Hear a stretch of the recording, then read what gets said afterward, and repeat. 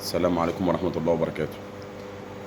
الواحد معروف في دايرة معارفه أما بيجي يتكلم في كورة يعني إن هو هادي وراسي وعاقل شوية وبتاع، وبيقول اللي ليه واللي عليه وبيختلف مع أهلاوية وزملكاوية وبيتفق معاهم عادي يعني، ده حال الكورة يعني. بس الواحد ما شافش برود كده في حياته من إدارة نادي الزمالك يعني.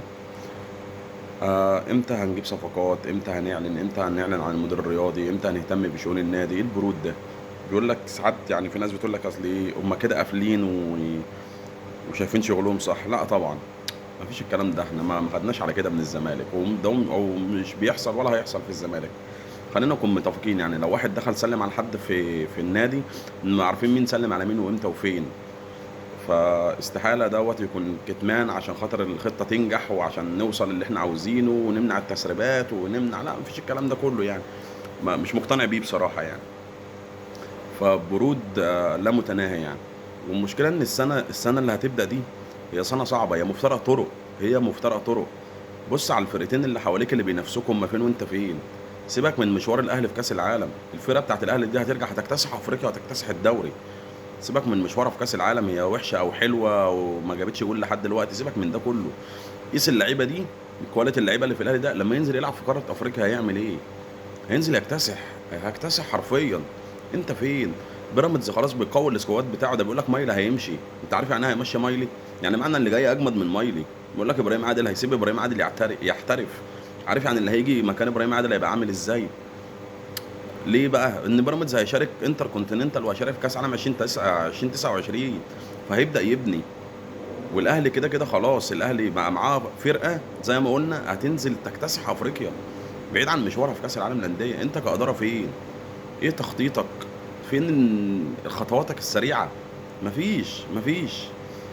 طب احنا هنعمل ايه؟ برضه مش فاهمين. طب سكواد الزمالك ده ايه؟ سكواد الزمالك ده احنا مش عايزين نشوفه تاني. يعني في 50%، 50% ايه، 80 90% من اللعيبه اللي بتلعب في الزمالك مجبرين ان احنا نشوفها. ليه تجبرني ان انا اشوف اللعيبه دي؟ ليه تجبرني ان انا اشوف اللعيبه دي؟ اوعى تفتكر ان انت عشان خدت كاس مصر هتنام ننه. لا طبعا، ما ينفعش. ما ينفعش خالص. انت خدت الكاس كده عشان دفعة الجمهور بس وقبل الجمهور ربنا سبحانه وتعالى حب ما يزعلش الناس اللي راحت لك الاستاد دي. انما انت كإدارة ما تستاهلش. انت موسم المفروض يعني، بداية الموسم اللي فات انا كنت بتكلم مع صحابي الزملكاوية عموما يعني او الاهلاوية، بقول لهم الزمالك هيطلع موسم صفري الموسم اللي فات. طب والموسم اللي جاي؟ انا لازم انافس محلي، بلا كونفدرالية بقى، بلا سوبر مصري، بلا كاس مصر، بلا الكلام ده كله. انا لازم انافس دوري. السنه الجايه دي انا لازم انافس في الدوري. انا لازم اشارك دوري ابطال. انا خلاص فاضل لي سنتين. انا ضاع مني سنه خدتها بيراميدز، والسنه دي انا مش مشارك، فاضل لي سنتين. طب يعني لازم اشارك في السنتين دول دوري ابطال، حتى لو ما خدتهاش مع تكرار البطل.